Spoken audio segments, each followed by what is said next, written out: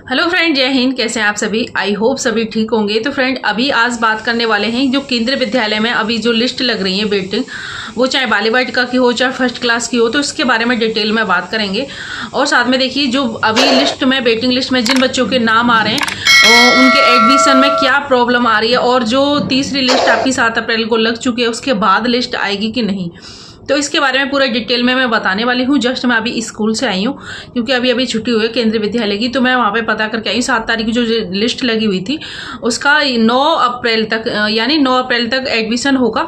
अब उसके बाद जो लिस्ट में बच्चे खाली हैं तो उनके लिए क्या एडमिशन के लिए दोबारा से लिस्ट जारी होगी, क्या होगा, तो इसके बारे में मैं बताऊंगी पूरे डिटेल में। देखिए, काफ़ी ज़्यादा पेरेंट्स के क्वेश्चन ये आ रहे हैं कि हम अभी हमारा वेटिंग लिस्ट में नाम आया था और हमें एडमिशन करवाने के लिए गए थे, और वहाँ पे जो वहाँ पे रिक्वायर्ड डॉक्यूमेंट थे उसकी वजह से हमारे बच्चे का एडमिशन नहीं हुआ है। ठीक है, तो सबसे पहले तो बहुत सारे पेरेंट्स का यही सपना होता है कि बच्चे का कैसे भी करके केंद्रीय विद्यालय में एडमिशन हो जाए। तो सबसे पहले पेरेंट्स को ये ध्यान रखना चाहिए, आप ये गलती जो कर रहे हैं कि डॉक्यूमेंट हमारे पास अवेलेबल नहीं थे, या फिर मतलब घर पे थे, या फिर कहीं रखे हुए थे जो कि हम एडमिशन के टाइम नहीं ले जा पाए। तो सबसे पहले अगर आप फॉर्म फिल करते हैं, चाहे आपने इस बार फॉर्म फिल किया हो, चाहे अभी अब आपके बच्चे का नाम वेटिंग में चल रहा है, तो भी आपको ध्यान रखना है, क्योंकि नेक्स्ट जो लिस्ट आएगी उसमें आ सकता है, या फिर नेक्स्ट ईयर में जब आप फॉर्म फिलअप करेंगे तो उसके लिए आपको ध्यान रखना है, क्योंकि ये पेरेंट्स बहुत ज़्यादा गलती करते हैं। जब आप फॉर्म फिलअप करेंगे तो जो भी आप डॉक्यूमेंट रिक्वायर्ड लगा रहे हैं एडमिशन के टाइम, वो आपके कंप्लीट होने चाहिए।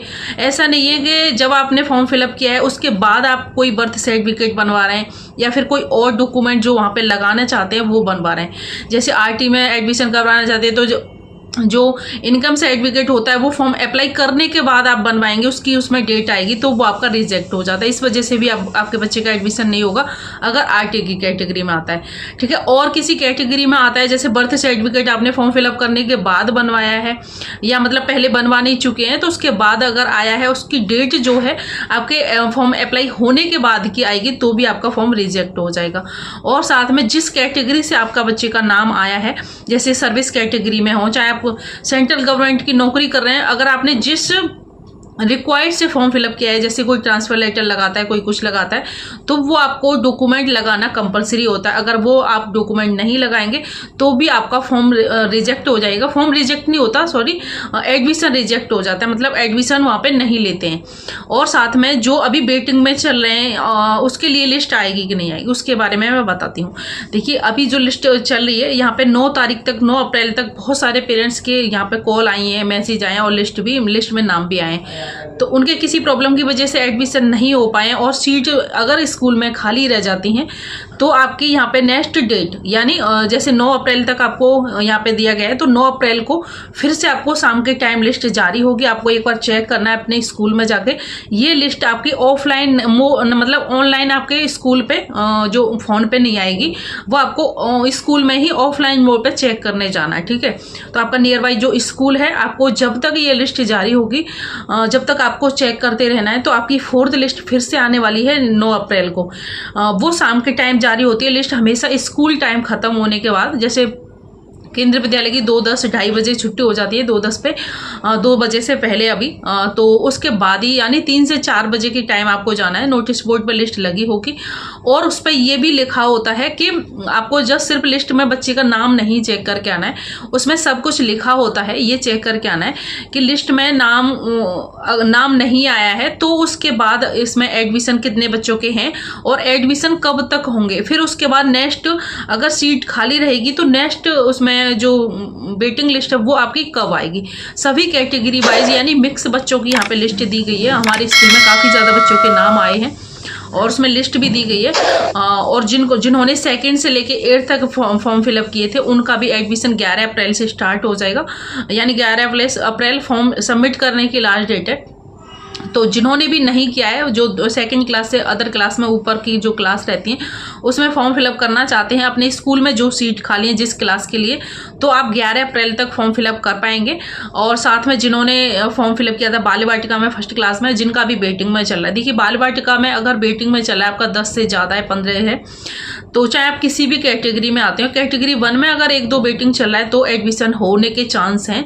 अदरवाइज अगर आप किसी अदर कैटेगरी में आते हैं तो आपको बिल्कुल भी चांस नहीं है, आपको वेट नहीं करना है बाल वाटिका के लिए। ठीक है, बहुत सारे कमेंट आते हैं मैम हमारे बच्चे का वेटिंग इतना चल रहा है, इतना चल रहा है। तो अगर आपके बच्चे का वेटिंग बाल वाटिका में है तो आपको बिल्कुल भी वेट नहीं करना है, अगर आप कैटेगरी 1 में नहीं आते हैं। ठीक है, अगर आरटी की कैटेगरी में आते हैं तो 1-2 वेटिंग है तो ही आपको वेट करना है, अदरवाइज बाल वाटिका के लिए बिल्कुल भी वेट नहीं करना है। क्योंकि देखिए केंद्रीय विद्यालय जो फर्स्ट क्लास के स्कूल होते हैं, एडमिशन उतने बच्चों के होते हैं, उसके अकॉर्डिंग यहाँ पे बाल वाटिका के बहुत कम सीट रहती है, स्कूल भी बहुत कम अवेलेबल है।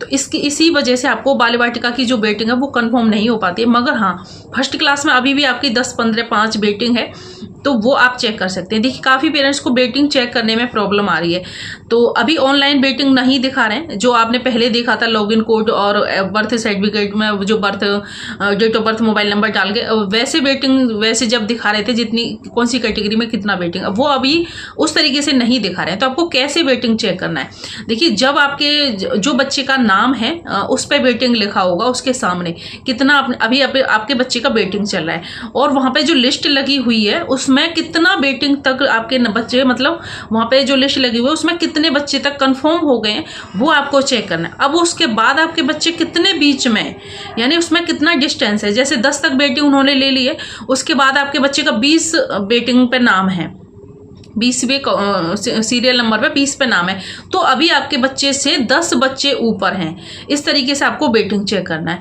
अगर आपके बच्चे से 10 बच्चे बीच में हैं तो आपके चांस हैं, क्योंकि अभी एडमिशन में भी प्रॉब्लम हो रही है। 7 तारीख तक 9 तारीख तक एडमिशन जो हो रहे हैं तीसरी लिस्ट के, तो उसमें भी काफ़ी ज़्यादा डॉक्यूमेंट प्रॉब्लम है, कभी किसी का कुछ है, कभी किसी के पास कुछ डॉक्यूमेंट नहीं है, तो इस वजह से भी प्रॉब्लम हो रही है। तो आपको ये ध्यान रखना है वेटिंग बच्चे का कितना है। अगर वेटिंग आपके बच्चे की अभी 10-15 या 20 से ज़्यादा है, 50 से ज़्यादा है, तो आपको बिल्कुल भी वेट नहीं करना है, चाहे आपका कोई सा भी स्कूल हो। अगर आपके 20 तक वेटिंग अभी चल रही है तो आपको जुलाई के, देखिए 31 जुलाई तक एडमिशन होते हैं इसमें केंद्रीय विद्यालय में, तो आपको थोड़ा और वेट कर लेना। क्या पता जैसे बच्चे कम हो जाते हैं, कहीं पे कोई ट्रांसफ़र करवाता है, कोई टीसी करवाता है, कुछ करवाता है, तो 1-2 कुछ सीट ये खाली रखते हैं ट्रांसफ़र के लिए। कोई स्कूल कहीं से जैसे सेंट्रल गवर्नमेंट है और वो अपना ट्रांसफ़र करवा के लेके आ रहे हैं स्कूल के लिए, तो कुछ 2 से 4 सीट ये खाली रखते हैं, तो 4-5 वेटिंग होता है, तो उनके बच्चे के नाम आ जाते हैं।